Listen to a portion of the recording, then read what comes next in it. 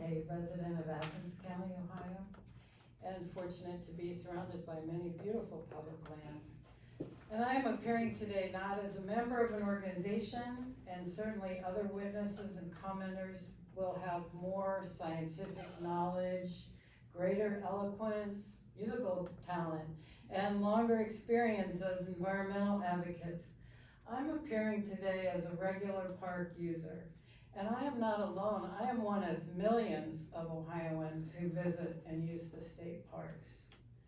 In preparing these comments, I learned that 2.7 million people stayed overnight at Ohio State Parks in 2020. Thousands more visit daily to hike the trails, attend community events, fish, and spend time with friends and family. Ohio parks are among the state's, quote, most treasured resources, according to the Ohio State Park Foundation. During the COVID-19 pandemic, analysts estimated that the number of daily visits to Ohio parks dramatically increased since 2020. In terms of dollars and cents, Ohio parks generate more than $500 million annually in economic activities.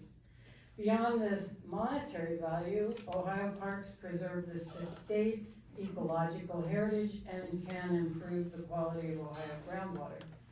State parks are also an investment in community health.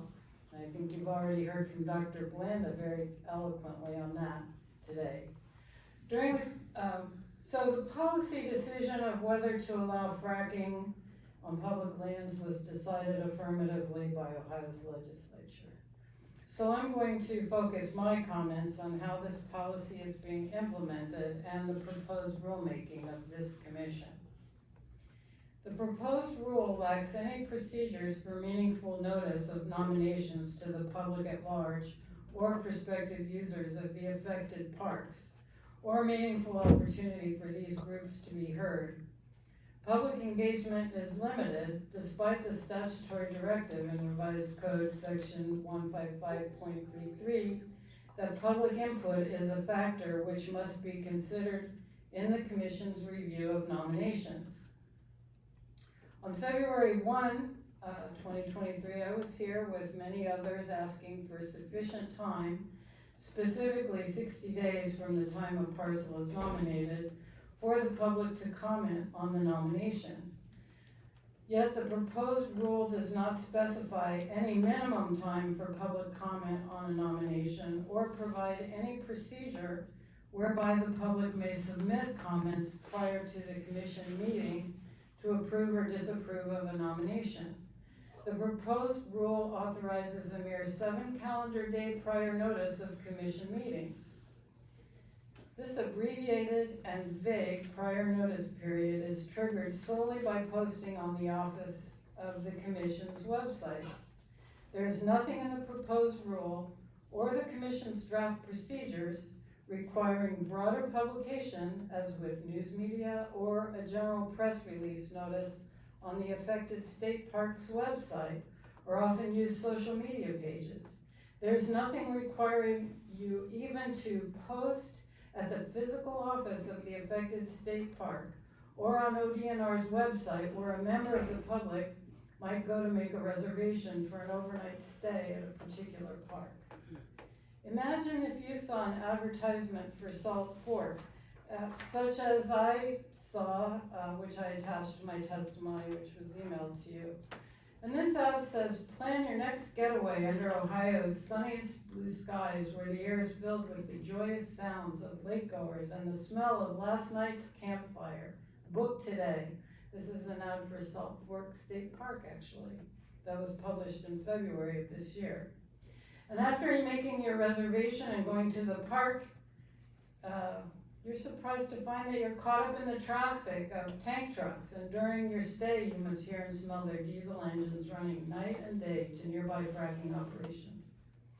Honestly, after observing the operation of frack and injection wells already around southeastern Ohio, which I have, the idea that fracking under state parks can be done without interfering with the enjoyment of park patrons is a fantasy. It is either a bill of goods that the state is being sold or an outright fairy tale being told to the state citizens. and your process as proposed is so surreptitious. The Commission's proposed lease form allows oil and gas companies to make a separate agreement with state agencies if the company's plans involve surface impacts, such as access roads, timber removal, or pipelines. The proposed rule and lease do nothing to regulate the terms of such separate agreements, and these separate agreements can be reached behind closed doors without any public notice, public input, or public oversight. As a park patron, as a Ohio taxpayer, I find such undisclosed, unregulated agreements to be corrosive vehicles ripe for the appearance of impropriety. Appalachian, Ohio has a long history of extraction of natural resources, oil drilling, coal mining, timber harvesting, and the region's rural residents often feel marginalized. The proposed lease and rule allow eastern Ohio state parks to be transformed into industrial sites with minimal public engagement. You, commissioners, could do better. Thank you. Here, here.